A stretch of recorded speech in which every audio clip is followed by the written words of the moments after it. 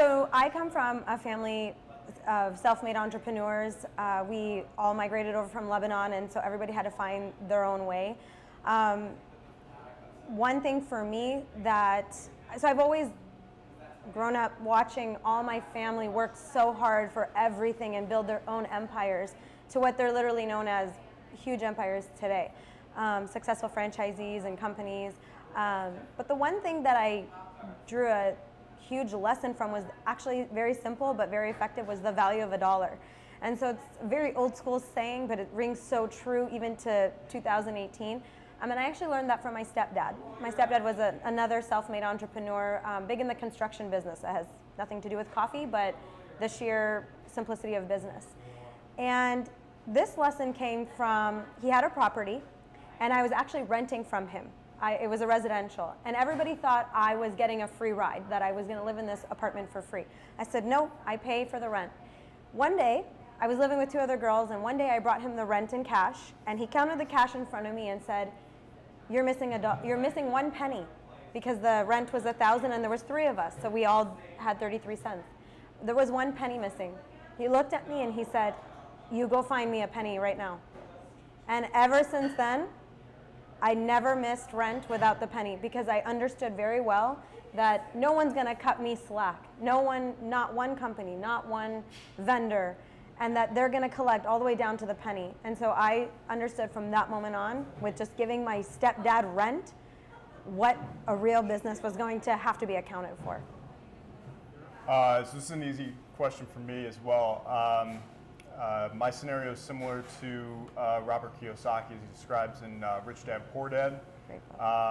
And my parents were both DuPage County school teachers that continually ingrained in me that I needed to become a professional, collect a paycheck, and work towards retirement. So there would be the poor dad in my example. They're incredibly book smart, just no financial sense. I met my wife when I was 18 years old, and from the day I met her, her parents kind of guided me into starting a business, managing money, investing money. The one thing that they constantly ingrained in me was find one thing and do it better than anybody else. So that stuck with me for the last 14 years now. That's how I started the business. That's how I focused my business. And I do one thing and I try to do it better than everybody else. Go ahead. So the most important aspects to entrepreneurial success, I think, is finding what makes you the most money and doing just that. It's hard to pick one thing that would make an entrepreneur successful. For me, obviously, I do agree with the sense of focusing on the one thing that will bring in money for you and capitalize on that. But one other emotional aspect I'd like to bring into successful entrepreneurship has to be flexibility. You have to know when to ride on something and when to stop and when to stand still and when to pick up again and to just go with the seasons of your business. So never being too rigid on one thing. What I would recommend for an entrepreneur to start up their own business, first of all, I always think that support is great. So finding your great support system, whether it be through collaborations or partnerships, doing it alone is never the answer, certainly. So 3 things that I would recommend to somebody looking to open a coffee shop or a roastery. First would be don't do it. The coffee shops, the coffee industry is plagued by low margins that's been created by the behemoths. So unless you literally cannot find anything else that you're more interested or passionate about than coffee, I wouldn't recommend going into the coffee industry. So that'd be number 1. Number 2 would be finding cheap rent. I think that's the number 1 mistake that coffee shops and roasteries make, is that they're more focused on the location than the price for the location. So first find the cheap location, worry about everything second. And then finally, my big sticking point with coffee shops and roasteries would be getting a double boiler espresso machine. If there was one thing that you could invest in a coffee shop, it'd be a double boiler machine. A heat exchange machine just doesn't have the quality and consistency from barista to barista that a double boiler machine will have. So what I would give my advice to a coffee business owner who has leveled out, if you will, this is kind of twofold. So you can either look out for external investments and see if somebody can invest in your business and help you take it to the next level. Do you want a franchise? Do you want to, start off corporately and start owning multiple locations? But my other advice to you on the other hand of that is, what are the repercussions of doing that? And so maybe leveling off isn't so bad. Have you ever looked at the entire scope of your life and realized, I can take my kids to school, I can have my 9 to 5, I'm not stressed out, I have a great team, we're maximizing, I'm living off of my income. It's twofold. It's what does success mean to you? And if that means you can do all those things, be there for your family and have a wonderful career, that's great. If you're more career driven, then I say at this point in the game, it's finding an investor. And I would probably have to lean more towards social media, see what that could do for you. All these different algorithms are coming into play and can do a lot for your business online.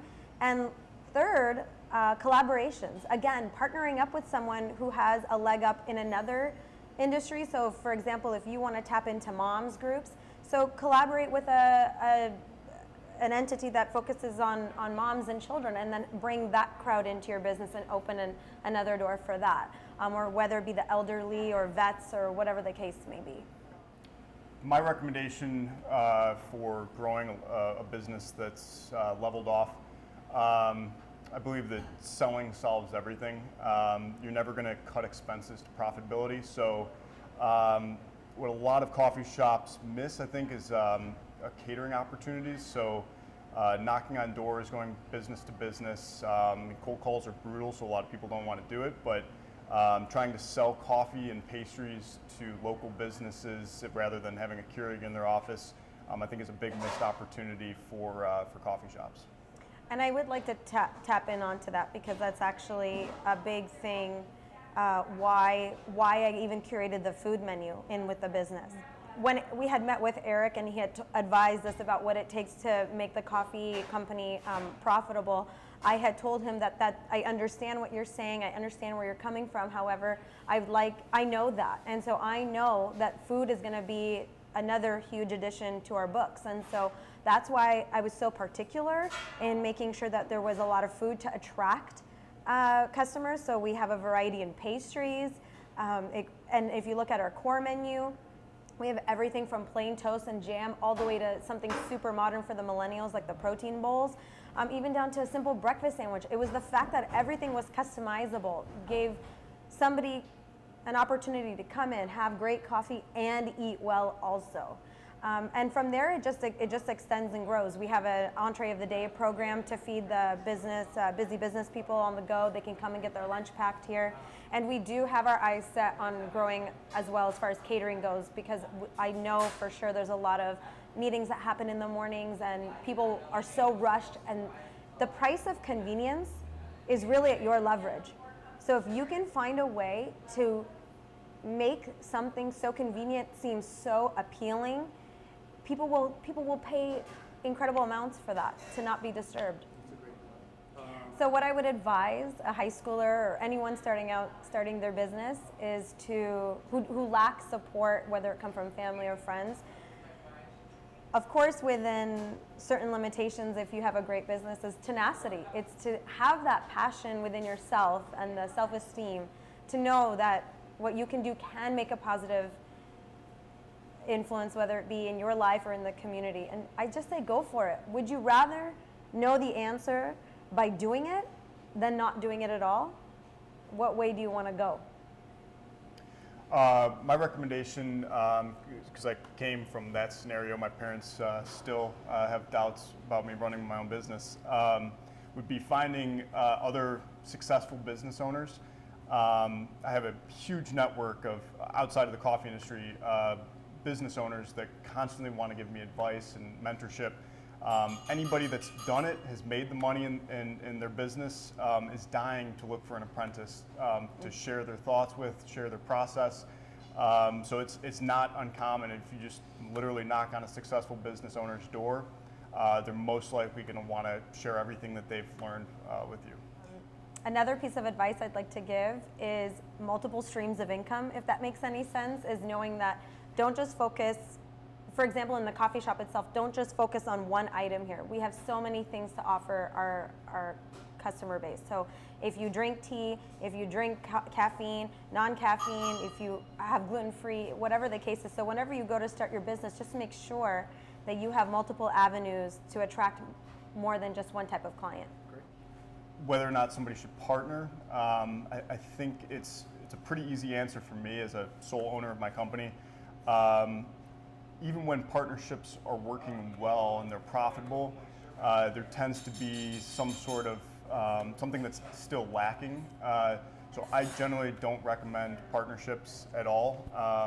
And again, I know quite a few profitable partnerships, but they're still not given full freedom and control of the company, which long term I think will have an impact on their feelings of success and how they perceive the company. Whether you want to go off and partner up with somebody, whether it be local or global, again, it's all about how you want to look at your business. Do you think it's okay to partner up with someone? Maybe that person will find you once you've started and they believe in your product and they want to hop on and help you grow. And then you can also tap into their audience as well. Is that the right thing for your business? Or do you find someone before that and you grow your dream together? Either way, I think it takes an agenda to do that. You have to stay focused and keep your eye on the prize. So sometimes partnering up with people isn't the answer either, and just naturally and organically growing your business, it may be slow, but the way to go. About paid advertising. Paid advertising, I think it works. It absolutely does. I don't think it should be the first step. I think the first step should always be investing in yourself and marketing yourself. But once you've developed a customer base, absolutely paid advertising, Google, Facebook, they're constantly changing their algorithms. So once you start paying them, you can never stop paying them, which is a beautiful business plan, but unfortunately it's really difficult to accommodate. So it works. It definitely should not be the first thing that a coffee shop or roastery considers, though. In terms of debt for new businesses and established businesses, this one's really clear cut for me. I don't think that any new business should be acquiring debt. If you don't have the capital to start the business, then I think you should go and collect a paycheck, save 50–60% of every single paycheck that you take, and work towards that goal. It's incredibly difficult to get funding for any business right now, especially the coffee business in today's economy. So whether or not you can even get funding is another question, but debt is a tool. As you become more established and you have cash flow, I absolutely think debt is a necessary part of growing your business, but it absolutely should not, it doesn't belong in startups.